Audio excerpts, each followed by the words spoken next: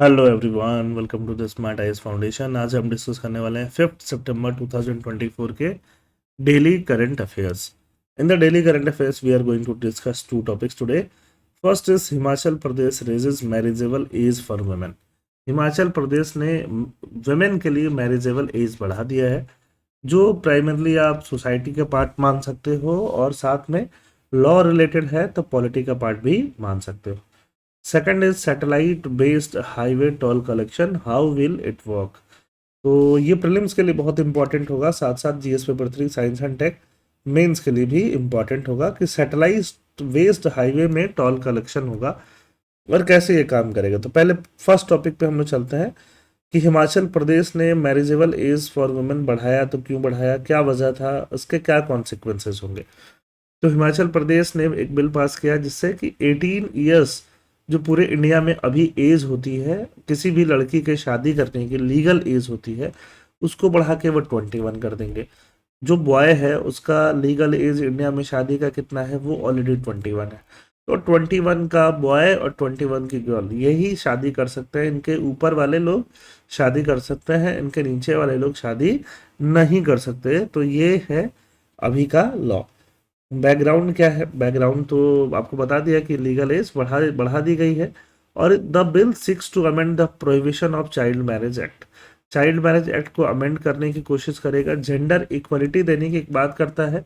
Equality क्योंकि दोनों का एज बराबर होगा तो जेंडर इक्वलिटी यहाँ से आने की बात एक हो रही है। साइकोलॉजिकल इक्वलिटी, वुमेन के वेलफेयर को बढ़ावा देने की बात करी जा रही है यहाँ पे, है ना। Prohibition of child marriage act 2006 में पास हुआ था। ये एक्ट क्या बोलता है, ये एक्ट बोलता है 18 ईयर्स से छोटा कोई भी है वो चाइल्ड है और चाइल्ड मैरिज को रोकने के काम करता है। चाइल्ड मैरिज के विक्टिम है उनको बचाने की काम करता है।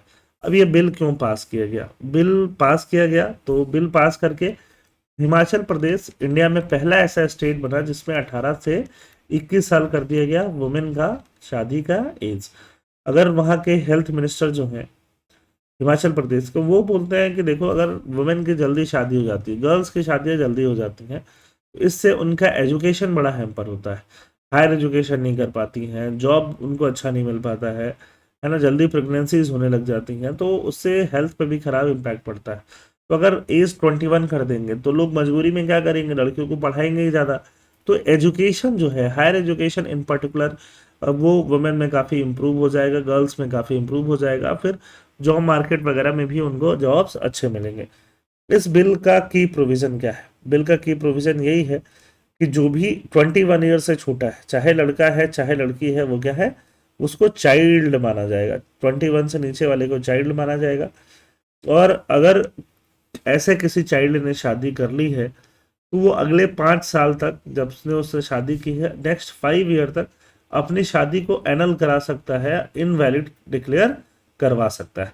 The bill extends the time limit for filing a petition to annul a marriage from 2 years to 5 year. पहले कितना था, ये 2 ईयर्स था कि मेजोरिटी अगर किसी का अचीव हो रहा है तो 2 साल तक वो शादी को एनल करा सकता है। बट अभी बात कहाँ हो रही है, 5 ईयर की हो रही है कि 5 ईयर तक कोई शादी एनल करा सकता है अगर वो मैच्योर नहीं था शादी के टाइम पे। ठीक है। Precedence over other laws, other laws में भी जो पहले से इंडिया के एग्जिस्टिंग लॉज है सेंट्रल गवर्नमेंट के, उसके ऊपर भी इस लॉ को क्या मिलेगा, प्रेसिडेंट देने की बात इस बिल में करी गई है। बट चूंकि बाकी लॉ पे प्रेसिडेंस देने की बात की गई है, इसीलिए यहाँ पे गवर्नर का एसेंट और आर्टिकल 254 का रोल आ जाता है, जहाँ से प्रेसिडेंट का एसेंट बहुत ज़रूरी है। अगर central provision of child marriage act 2006 में है, उसको उसके ऊपर भी इसको प्रेसिडेंट चाहिए तो प्रेसिडेंट का एसेंट है, चाहिए होगा। प्रेसिडेंट अगर साइन करेंगे, एसेंट देंगे तभी होगा, क्योंकि आर्टिकल 254 क्लॉज 1 ये कहता है कॉन्स्टिट्यूशन के हिसाब से, है ना, कि प्रेसिडेंट के अप्रूवल अगर मिल जाए तो कोई भी स्टेट लॉ जो है वो सेंट्रल लॉ के ऊपर भी प्रेसिडेंस ले सकता है और हिमाचल प्रदेश ऐसा करेगा। एक्सपर्ट क्या ओपिनियन देते हैं, क्रिमिनलाइजेशन इससे बढ़ेगा। क्रिमिनलाइजेशन क्यों, जो 18 ईयर्स की गर्ल्स होंगी, 19 ईयर्स की गर्ल्स होंगी, जो लव मैरिज करना चाहेंगी, जो अपने खासकर बॉयफ्रेंड के साथ भाग जाएंगी, उनको उनको पे ही सबसे ज़्यादा प्रॉब्लम यहाँ पे आने वाला है। उनको वापस पकड़ के लाया जाएगा, उनकी शादियाँ कैंसिल कराई जाएंगी। तो क्रिमिनल एक्टिविटीज इस तरह से कपल में बढ़ने के चांसेस ज़्यादा है, ऐसे भी एक्सपर्ट बोल रहे हैं। प्रीवियस रिकमेंडेशन क्या है? लॉ कमीशन ने बोला था कि दोनों की एज बराबर कर दो, है ना, गर्ल्स का और बॉयज़ का, बट 18 करने के लिए बोला था। बॉय का कम करने के लिए बोला था, गर्ल्स का बढ़ाने के लिए नहीं बोला था। National human rights commission of India के बारे में यहाँ बेसिक इन्फॉर्मेशन है, वो आप यहाँ से देख सकते हो। तो आई होप ये फर्स्ट टॉपिक आपके समझ में आया होगा। सेकंड टॉपिक और ज़्यादा इंटरेस्टिंग है, वो टोल कलेक्शन से लेके है। हाईवे में अभी टोल कलेक्शन कैसे होता है? टोल एक तरह का आप टैक्स मान सकते हो, है ना। हाईवे अगर नई बनी हुई हाईवे है और हाईवे में गवर्नमेंट के अलावा और भी प्राइवेट पार्टीज का खर्चा हुआ है, तो वो आपसे क्या करते हैं, टोल वसूलती हैं। और धीरे धीरे टोल की वजह से ही रोड को रिपेयर भी करती रहती हैं बीच बीच में, और अपना जितना इनका लागत लगा है, जितना इन्वेस्टमेंट इन्होंने किया है, वो भी रिकवर करती रहती है। तो टोल कलेक्शन आजकल कैसे होता है? RFID टैक्स होता है ना, रेडियो फ्रिक्वेंसी वाले टैक्स होते हैं। Ministry of road transport and highways ने इस टोल प्लाजा पे अभी भी कंजेशन लगता है। पहले तो बहुत लगता था, RFID टैग के बाद थोड़ा कम हो गया, बट कम तो हुआ, बट गाड़ियां और बढ़ गई हैं, है ना, तो रोड और ज़्यादा कंजेस्टेड रहने लगे हैं। तो अभी टोल और लोगों पे, टोल प्लाजा पे लोगों को वेट नहीं करना पड़े, वहाँ जाम कम हो, उसके लिए अब सैटेलाइट बेस्ड काम होने वाला है। सैटेलाइट के हेल्प से टोल कलेक्ट किया जाएगा, उसमें GIS का यूज़ किया जाएगा, geographic information system. Geographic information system क्या है? एक कंप्यूटर बेस्ड सिस्टम है जहाँ पे डेटाज को कैप्चर करके, स्टोर करके चेक किया जाता है। खासकर वैसे डेटा जो अर्थ के पोजीशन से रिलेटेड है ना, सैटेलाइट बेस्ड डेटाज है, उनके बारे में बात की जाती है। उनको इंटीग्रेट किया जाएगा सॉफ्टवेयर वगैरह से। The software developed by the Indian Highways Management Company Limited will help commuters check specific lane congestion and improve traffic flow.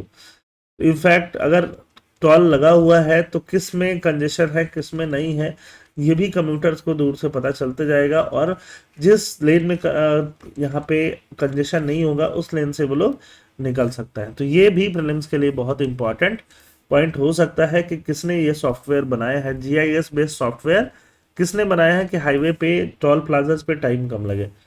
The system will be first trialled at 10 toll plaza. सही बात है, कोई भी बड़ा काम आप करते, कोई भी नया काम करते, तो पहले छोटे छोटा करके टेस्ट कर लो, टेस्ट करके जो उसमें से प्रॉब्लम्स आए उनको ठीक कर लो, फिर उनको बड़े लेवल पे उतारना चाहिए। तो system will be first trialled at 10 toll plazas selected based on congestion feedback from the 1033 toll free national highway pipeline।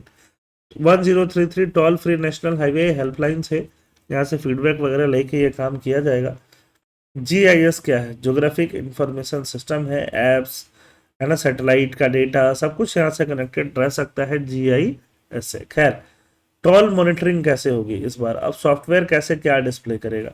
Toll plaza का नाम डिस्प्ले करेगा सॉफ्टवेयर में, जिस सॉफ्टवेयर की बात की जा रही है, लोकेशन भी डिस्प्ले करेगा, क्यू कितना बड़ा है, कितना बड़ा क्यू है, उसका लेंथ, वेट टाइम कितना हो सकता है, व्हीकल का स्पीड कितना होना चाहिए, ये सब कुछ डिस्प्ले होगा। It will also generate comparative traffic analysis, है ना, किस टाइम पे, hourly basis, daily basis, weekly basis, monthly basis पे ट्रैफिक ज़्यादा कब था, कम कब था, ये पूरा ये ऐप बताएगा। देखो कितना अच्छी बात हो जाएगी। टोल प्लाजा, जो लोग हाईवे के शौकीन है, हाईवे पे घूमते रहते हैं, जाते रहते हैं लॉन्ग ड्राइव्स पे, उनके लिए काम बड़ा आसान हो जाएगा। या जो लोगों को बिजनेस या किसी और वजह से, जैसे आप IAS वगैरह बनोगे तो भी आपको काफ़ी जाना आना रहेगा, तो आपके लिए भी थोड़ा काम आसान हो जाएगा। Introduction of satellite based tolling. Satellite based tolling का इंट्रोडक्शन इंडिया में किया जाने वाला है।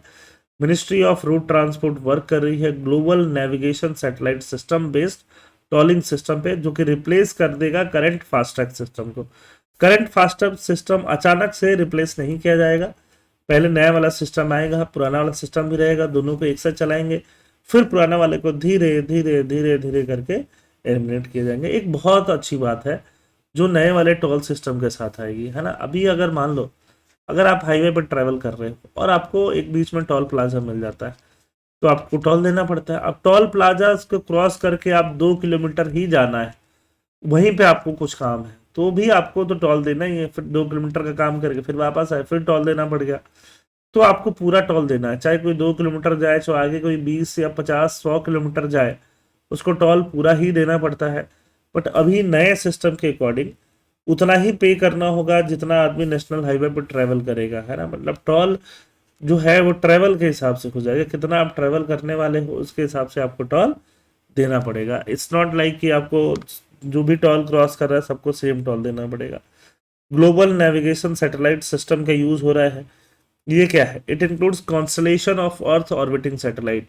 अर्थ को जो ऑर्बिट कर रहे हैं वैसे सैटेलाइट का एक समूह है, कॉन्स्टलेशन है, जो ब्रॉडकास्ट करता है अर्थ का location, space, time, real time पे। ग्राउंड स्टेशन उसको रिसीव वगैरह करते हैं। फास्ट टैग क्या है?